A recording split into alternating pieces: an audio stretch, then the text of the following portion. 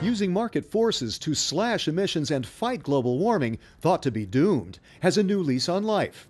It's called the Emissions Trading Scheme, and the EU is reforming its own ETS as China and other countries do the same.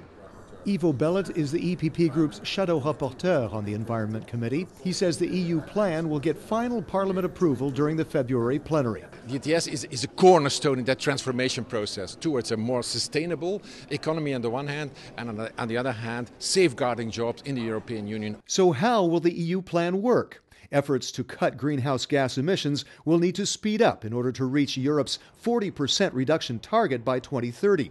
And it gives needier member states the means to do it. How can you help industry, certainly the energy-intensive industry, to move towards that sustainable economy on the one hand, and on the other hand, of course, avoid that so-called carbon leakage, meaning that jobs leak towards countries outside the European Union. Here's how. Industry must cut emissions by 2.2% every year, up from 1.74%. Most emission allowances will be auctioned off, but sectors that face competition from products imported from countries that are not subject to climate measures will get those allowances for free.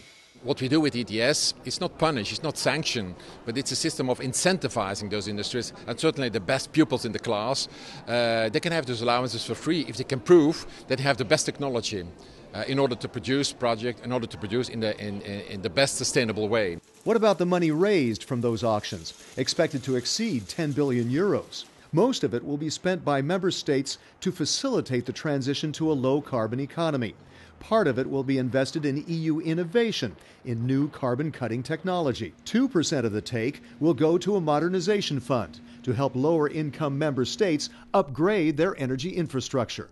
This reformed emission trading system is not a shock therapy. We don't want to implement it from one day to the other. It's a gradual process, and it gives time to industry in order to adapt. And at the same time, we want to, of course, look into the job-related aspects of this transform. So it's a gradual process. It's ambitious, but it's realistic and feasible at the same time.